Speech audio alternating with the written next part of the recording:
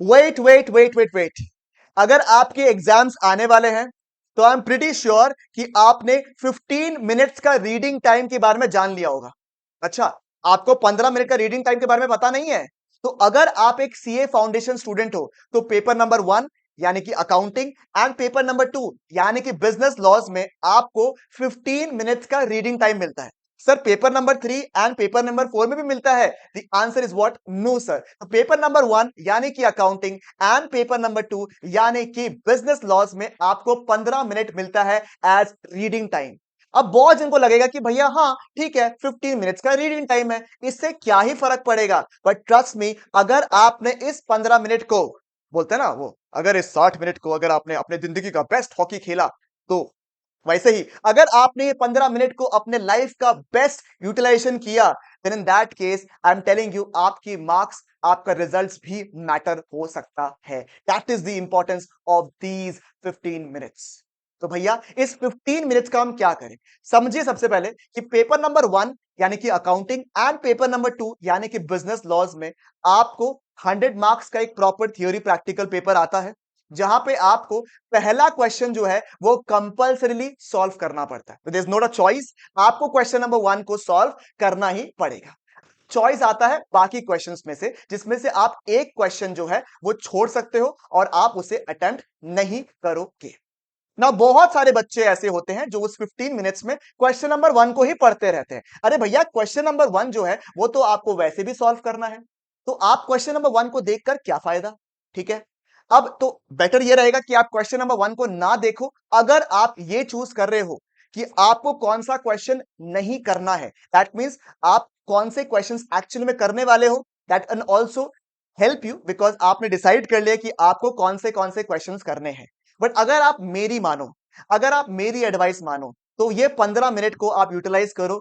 इन accountancy example अगर मैं मान लूं, तो जैसे एग्जांपल क्वेश्चन नंबर 1 होता है ट्रू एंड फॉल्स में, या फिर आपने कुछ कैलकुलेशन वगैरह जो है वो सब करके रख लिया, या फिर थ्योरी के कुछ पॉइंट्स को क्यूरेट कर लिया, या फिर बिजनेस लॉस के अगर टॉपिक में बोलूं तो कुछ टॉपिक्स के कुछ डायरेक्ट क्वेश्चंस के आपने पॉइंटर्स लिख लिए कि मैं क्या लिखने वाला हूं। मतलब एग्जैक्टली लिखे नहीं, बट आपने सॉर्ट ऑफ माइंड में बना लिया कि क्या लिखने वाले हो, कैसे लिखने वाले हो, क्या शुरू होने वाला है आपका।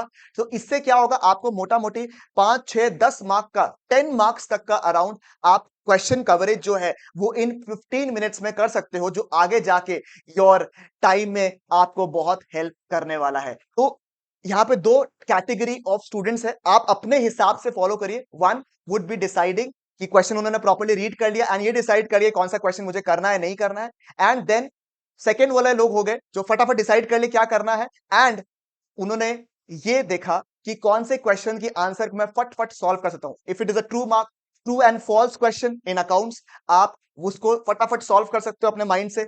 ठीक है, या फिर डेप्रिसिएशन का कुछ क्वेश्चंस वगैरह आप कर सकते हो, ताकि आपका ये 15 मिनट सही से यूटिलाइज हो जाए और इसमें एक्चुअली में आप कुछ मार्क्स के क्वेश्चन सॉल्व कर लो।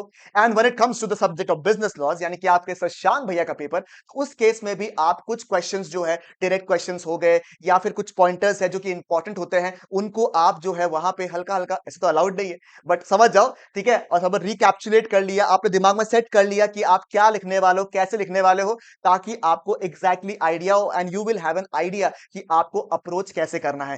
ठीक है, एंड दिस 15 मिनट्स को आपको बहुत बेहतरीन तरीके से इस्तेमाल करना है। Read the questions very very well. 15 minute में मोटा मोटी जो बहुत सारे क्वेश्चंस ऐसे होते हैं ना, जिसमें थोड़ा सा घुमा के सवाल पूछते हैं, थोड़ा सा घुमा कर सवाल पूछ लेते हैं, तो उनको आप जो भी सर्कल करोगे या हल्का सा अंडरलाइन करोगे, ताकि आपको ध्यान में रहे जब आप पेपर सॉल्व कर रहे हो कि देखो ये थोड़ा सा होता है ना कंफ्यूजिंग पॉइंट है, तो इसको मुझे ध्यान रखना है when I am solving the paper. तो दिस इज वेरी इंपॉर्टेंट कि आप 15 मिनट्स को बहुत अच्छे से इस्तेमाल करिए। Paper number 3 and paper number 4 की अगर बात करूं तो उसमें 15 मिनट नहीं होता है, बट उसमें ध्यान रखिएगा कि आपको जो रफ पेपर वगैरह होता है वो एक्स्ट्रा से नहीं मिलता है, तो उस पर आपको ध्यान रखना है कि ये सब चीजें आपके पास में रहे। आपको पता रहना चाहिए कि आप देखो, पेपर देने से पहले आपको पेपर के बारे में आइडिया होना चाहिए, otherwise it will be very difficult. It's like आपने प्रैक्टिस ही नहीं किया और मैच खेलने चले गए, that is how difficult it is. तो इस 15 मिनट को समझिए, अभी से प्लान कर लो कि आप कौन से क्वेश्चन, क्योंकि मोटा मोटी आपको पैटर्न ऑफ क्वेश्चंस का आइडिया है कि कैसे आने वाला है, तो आप मोटा मोटी प्लान कर लो कि मैं कैसे करूंगा, क्या करूंगा,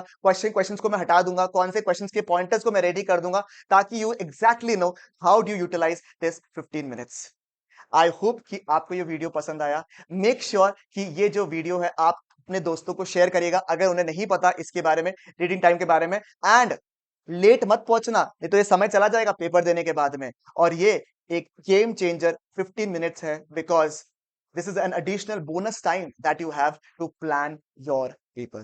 So take it very seriously and June exam या अपकमिंग एग्जाम्स आपके जब भी है, मैं होप करता हूं कि आप बहुत बेहतरीन रिजल्ट्स लेकर आओ। दिस इज द शशांक भैया signing off. Take care and bye bye.